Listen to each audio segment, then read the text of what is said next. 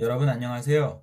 지난 시간에 과제로 5가지 논제를 드렸는데요. 진지하게 고민하고 자신의 생각을 정리하고 표현하고 열심히 참여해 주신 여러분 감사합니다. 첫 번째는 다소 간단한 논제였습니다. 평화의 정착에 관한 질문이었는데요. 이 말이 어디서 나오냐면요. 원시사회에서는 부족 간의 전쟁이 공격 욕구를 해소할 수 있었던 기회였다. 하지만 평화가 정착되면서 부족 간의 전쟁은 동물 사냥으로 변화될 필요성을 느꼈다. 여기에서 평화 정착은 동물 사냥으로의 변화라는 주장의 논거입니다. 그러나 듣는 이에게 명확하게 다가오지 않습니다. 원시시대에 평화가 정착됐다고? 글쓴이는 평화 정착 이전의 시대와 이후의 시대를 어떻게 구분하고 있지? 그리고 그것은 어떤 방식으로 동물 사냥으로의 변화의 이유가 되지?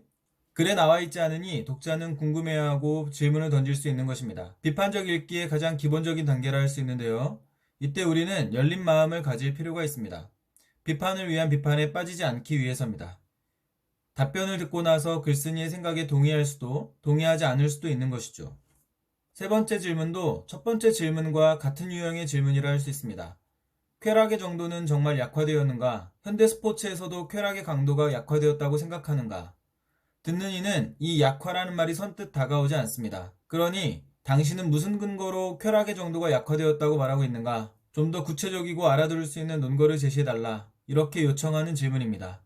이때에도 독자의 마음은 열려 있습니다. 판단을 유보한 채 질문을 던지는 것이죠. 첫 번째와 세 번째 논제에서 가장 마지막 질문은 실제로 원시시대의 평화가 정착되었는가? 쾌락의 강도는 무엇이 결정하는가? 인데요. 평화와 쾌락이라는 추상적 개념을 정량화해서 양적으로 측정할 수 있는 방법이 있다면 글쓴이 당신이 사용한 방법은 무엇인가? 라는 우회적인 질문 정도로 볼 수도 있겠습니다. 이때도 질문자는 열린 자세로 글쓴이에게 묻는 것입니다. 두 번째와 네 번째 논제도 같은 유형의 질문입니다. 그러나 첫 번째, 세 번째보다는 더욱 비판적이고 도전적이라 할 수 있습니다. 전자가 논거에 대한 확인 질문의 성격을 띠고 있다면 후자는 전제에 대한 비판적 질문의 성격을 띠고 있습니다. 가치와 정신은 존재의 밖에 있는 것인가? 글쓴이는 밖에 있다고 전제하고 있습니다. 인간을 통제의 대상으로 보고 있거든요. 통제되지 않은 인간은 서로 공격하고 해쳐서 결국엔 종을 보존할 수 없기 때문입니다. 가뜩이나 생물학적 비발달성, 결핍적 존재인데 자기 본능마저 다루지 못해 서로 싸우기만 하면 인간이라는 종은 벌써 괴멸했을 것이기 때문입니다. 그러니 통제가 필요한데 이 글이 제시하는 통제는 외적 방식과 내적 방식 두 가지입니다.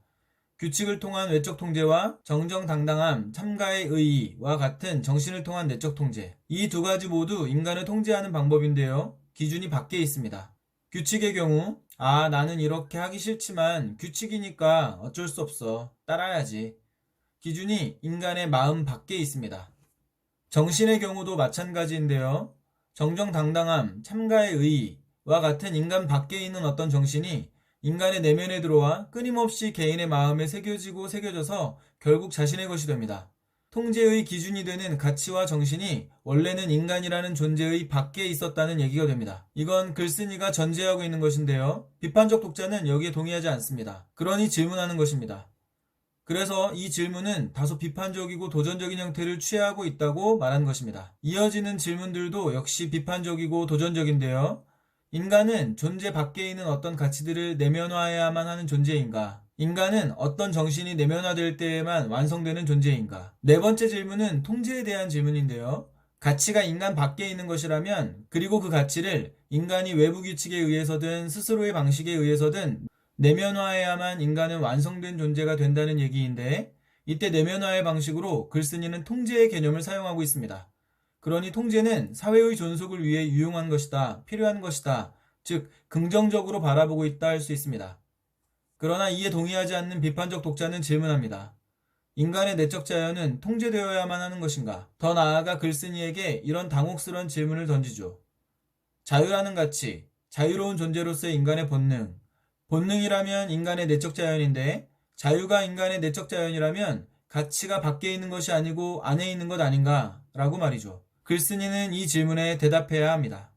다섯 번째 질문은 인간 승리의 의미가 무엇이냐 라는 것인데요. 비판적 독자는 글쓴이에게 이렇게 질문하는 것처럼 들립니다. 당신이 이야기하는 인간 승리는 통제의 완성쯤으로 들리는데 맞는가? 인간이 규칙에 의해서든 내면화 과정에 의해서든 자기 본능을 통제하고 자기 속마음을 감추는 것을 승리로 규정하는 것 같은데 맞는가? 라고 말이죠. 글쓴이의 생각에 대한 비판적인 시선이 여지없이 드러납니다. 5가지 논제에 대한 해설은 이 정도로 하고요. 문제풀이로 들어가 보겠습니다. 1번 문제, 발문이 알 수 있는 내용이 아닌 것은 이네요. 그러면 없는 방식으로 적절하지 않은 것을 고르라는 문제입니다. 나머지 4개의 명제는 입증 가능한 적절한 명제일 것이고요. 1번 명제, 키워드는 의뢰인, 저작자, 지위 정도인데요.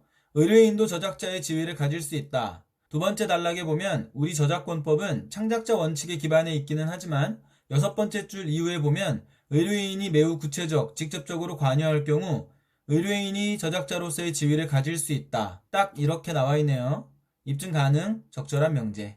2번 명제, 저작자, 대중의 신뢰, 보호, 사회적 법익 이 키워드인데요. 이를 다시 읽어보면 저작자에 대한 대중의 신뢰를 보호하는 것은 사회적 법익을 지키는 것이다. 이 정도가 되겠네요. 사실 첫 번째로 제시된 창작자 원칙에 따른 분쟁의 당사자는 의뢰인과 대작 작가입니다. 개인과 개인이죠. 이런 유형의 소송을 민사소송이라 합니다. 두 번째, 성명 표시권에 대한 분쟁의 당사자는 일반적으로는 개인과 개인입니다. 내가 만든 것에 내 이름을 붙일 권리는 포기할 수 없는 것인데 그 권리를 침해받았다 라고 말하며 개인이 소송을 제기할 수 있습니다. 민사소송이죠. 그런데 세 번째, 법익 침해 관점은 민사가 아니라 형사소송에 해당합니다. 대중은 제품에 표기된 저작자의 이름을 보고 그 명의를 신뢰하여 소비한 것인데 알고 보니 대작 작가에 의해 창작된 것이고 이름이 허위 표시되었다. 즉 일반 공중의 신용, 지켜져야 마땅한 사회적 법익이 훼손되었다. 사회의 질서와 안녕이 파괴되었다는 형법적 관점에서 접근하는 것입니다. 앞의 두 경우와 결이 좀 다르죠. 대중의 신뢰가 깨어지지 않고 보호되는 사회가 바람직한 사회, 우리가 추구하는 사회, 그런 측면에서 사회적 법익을 지킬 필요가 있다. 마지막 단락을 통해 확인할 수 있는 내용입니다. 입증 가능, 적절한 명제. 3번 명제, 키워드는 의뢰인, 성명, 저작자로 허위 표시, 형법 저촉인데요. 바로 앞에 2번 명제 설명하면서 말씀드렸던 내용이죠. 이 글 마지막 단락에서 확인되는 내용입니다. 두 번째 줄에 보면 형법상 업무방해죄로 처벌을 받을 수도 있다고 나와 있기도 하네요. 입증 가능, 적절한 명제. 4번, 현재 우리나라 성명 표시권 포기, 명기해야만 효력 정도가 키워드인데요. 성명 표시권 포기에 대한 법적 효력은 계약서에 사인을 했냐 안 했냐가 중요하다. 이 정도로 읽히는 명제입니다. 성명 표시권은 현재 우리나라에서 1심 전속권입니다. 포기할 수 없는 권리인 것이죠. 계약서에 사인을 했냐 안 했냐를 가지고 법적 효력이 발생하냐 안 하냐를 따질 만큼 가벼운 문제가 아니라는 의미입니다. 여러분, 예를 들어 제가 사인한 신체 포기 각서를 근거로 법원이 저에게 당신의 신체를 포기하라고 명령하겠습니까? 비슷한 사안이라고 보시면 되겠습니다. 현재의 우리 법체계는 계약서 명기 여부와 상관없이 성명 표시권의 포기를 인정하지 않고 있다 정도로 이해해 두시면 되겠습니다. 따라서 본문과 어긋나는 내용이네요. 틀린 방식, 적절하지 않은 명제입니다. 5번, 키워드는 허위 표시, 대작 작가, 입증 이후 대가 반환하게 될 수도입니다. 세 번째 단락 마지막 두 문장을 통해 확인할 수 있는 내용이 되겠습니다. 입증 가능, 적절한 명제. 문제의 발문에 대해서 한 가지만 지적하고 넘어가겠습니다. 이 문제의 발문은 잘못되었습니다. 우리는 본문의 내용을 근거로 4번 명제의 진위를 판단했습니다. 본문의 내용과 다르게 서술되어 틀렸다고 판단했지 본문을 읽고 알 수 없는 내용이 아니었습니다. 따라서 알 수 있는 내용이 아닌 것은 이라고 묻지 말고 본문의 내용과 일치하지 않는 것은 이라고 물어야 했습니다. 살짝 아쉬운 부분이네요. 2번 문제, 보기 텍스트 분석해 보겠습니다. 키워드는 정치인 갑은 무명작가 을에게 몇 가지 난제, 자신 생각, 그럴듯하게 포장, 에세이 부탁, 지필 공간 제공, 두 사람의 합의, 갑을 저자로 출간, 대가 지급, 그런데 최근 을은 에세이집 자신의 저작이었음 밝히고자 입니다. 한번 정리해 볼까요? 갑이 을에게 에세이 부탁해서 출간하고 공간 대가 제공했는데 최근 을이 자신의 저작권 주장 정도가 되겠습니다. 이 내용을 바탕으로 명제를 판단해 보겠습니다. 1번 명제, 키워드는 에세이집, 저자 표기, 법률상, 갑, 저작자 추정입니다. 보기 내용에 따르면 이 에세이집 갑이 쓰지 않았죠? 그런데 에세이집에 저자라고 표기되어 있기는 합니다. 허위 표시 저작자인 거죠. 본문 세 번째 단락에 보면 허위 표시 저작자도 일단 저작자로 추정이라고 나와 있습니다. 이게 저작권법 제8조 1항의 내용이라네요. 따라서 맞는 설명, 입증 가능 적절한 명제입니다. 2번 명제, 추후에 저작자 을로 등록, 갑은 손해배상 소송 제기할 수 정도인데요. 을은 갑이 허위 표시 저작자라는 것을 입증할 수 있습니다. 입증에 성공하면 저작물에 자기 이름을 등록할 수 있겠죠. 그러나 갑의 입장에선 을이 계약을 파기한 것이므로 본인이 제공한 금전상의 대가나 현물 또는 본인이 입은 피해에 대하여 배상을 청구할 수 있습니다. 세 번째 단락 뒷부분에서 확인할 수 있는 내용입니다. 입증 가능, 적절한 명제. 3번 명제, 키워드는 을, 원고지 제출, 권리 되찾는 데 도움입니다. 이것도 세 번째 단락에 나와 있는 내용이었죠? 직접 쓴 원고지는 대작 작가가 자신이 직접 작성했다는 사실을 입증하기 위해 제시할 수 있는 구체적 자료 중 하나로 언급되어 있습니다. 입증 가능, 적절한 명제. 4번, 갑이 공간 제공해 주었다고 저작자의 지위 아니라 정도가 키워드입니다. 두 번째 단락에 나와 있는 의뢰인이 저작자의 지위를 가질 수 있는 조건, 그것은 구체적이고 직접적인 관여라고 했죠? 자, 그러면 보편, 일반, 상식적인 기준을 가지고 구체적, 직접적이라는 말을 판단해 봅시다. 대작 작가인 을이 저작물을 작성하는데 갑이 관여하기는 했죠. 그러나 이것을 구체적 관여, 직접적 관여라 할 수 있을까요? 당연히 없습니다. 따라서 공간 제공해 주었다고 저작자 지위 아니다 라는 이 명제는 적절합니다. 입증 가능, 적절한 명제. 그런데 여러분, 지금 갑과 을이 저작권을 두고 서로 법적 다툼을 벌입니다. 그러면 갑은 무엇을, 을은 무엇을 주장하고 입증해야 할까요? 결론부터 말씀드리자면 갑은 방금 말씀드린 대로 구체적, 직접적 관여를, 을은 자신이 직접을 입증해야 합니다. 갑은 이 저작물의 핵심 가치는 아이디어 발상이다 라고 주장하며 그것이 자신에 의한 자신만의 고유한 발상이었음을 밝히면 되는 것입니다. 그리고 그것을 표현하는 것은 기계적인 단순 작업에 불과하지 않는다는 것을 입증하면 됩니다. 반대로 을은 이 저작물의 아이디어가 본래 자신의 것이었다거나 아이디어가 자신의 것이 아니기는 하지만 핵심 가치는 표현에 있다고 주장하면서 그것을 자신이 직접 수행했음을 입증하면 됩니다. 이때 을은 저작권법의 창작자 원칙에 기반하여 갑은 명문화되어 있지는 않지만 판례상 기준, 아이디어 표현 이분 원칙에 입각하여 자신의 논리를 펼쳐가게 됩니다. 저작권 보호 범위를 의뢰인 쪽으로 정할 것인가 대작 작가 쪽으로 정할 것인가의 문제인데 뒤에 3번 문제를 풀면서 한 번 더 말씀드리겠습니다. 5번 명제, 에세이집 갑의 저작, 을의 사전 승낙, 갑의 행위, 저작자 사칭 공표, 주장 불가능 정도가 키워드인데요. 다섯 번째 단락의 법익 침해 관점과 충돌하는 서술이죠. 앞에서 민사소송과 형사소송에 대해 설명해 드렸는데요. 법익 침해 관점에서의 저작권 문제는 개인과 개인 간의 사적인 법적 문제가 아니라 사회의 질서와 안녕을 해치는 반사회적 행위 문제라고 말씀드렸습니다. 을의 사전 승낙이라는 사적 행위와 관계없이 사회의 안녕과 질서, 즉 공증의 신용, 사회적 법익에 따라 이 문제를 저작자 사칭 공표 문제로 봐야 한다는 입장이 다섯 번째 단락의 내용이었습니다. 사실 1번 문제의 4번 명제의 내용도 이것에 관한 것이었습니다. 틀린 방식으로 적절하지 않은 명제.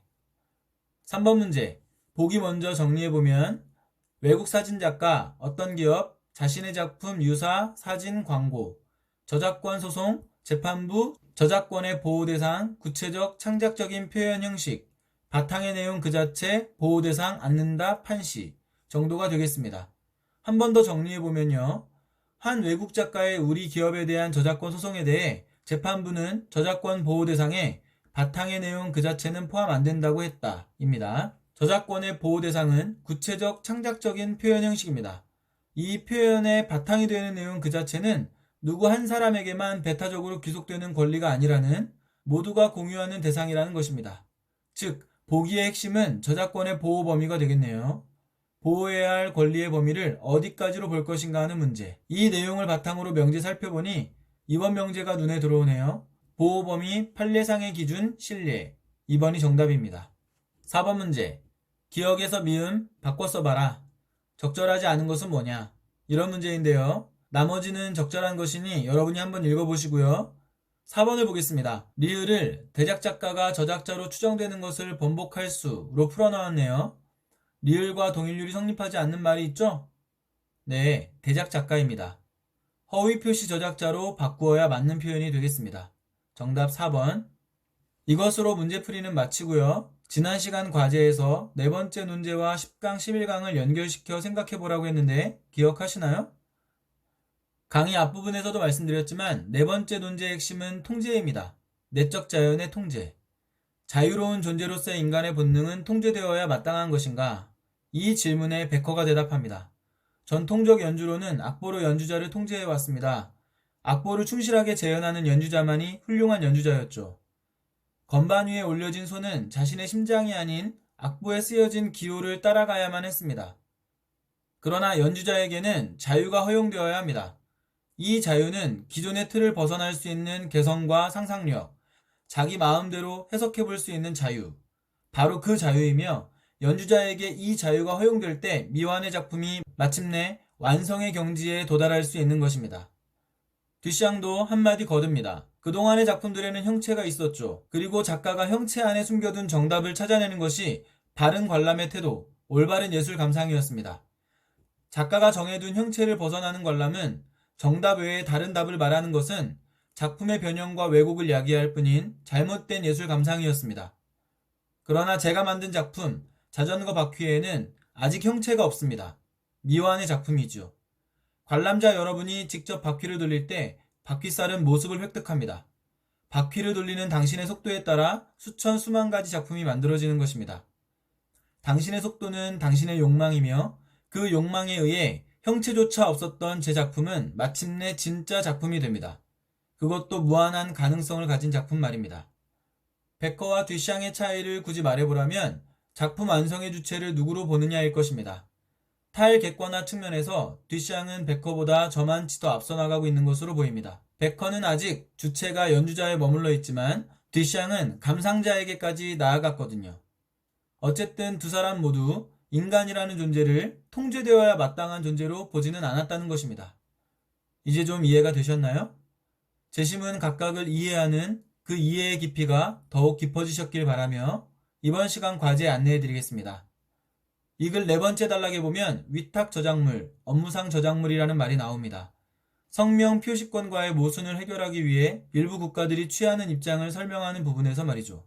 그러나 설명이 충분하지 않습니다. 위탁 저작물을 업무상 저작물로 인정한다는 말이 무엇을 의미하는지, 이것은 어떻게 성명 표시권과의 모순 문제를 해결하는지, 또 왜 이것을 실용적인 관점이라고 표현했는지 한번 서술해 보기 바랍니다.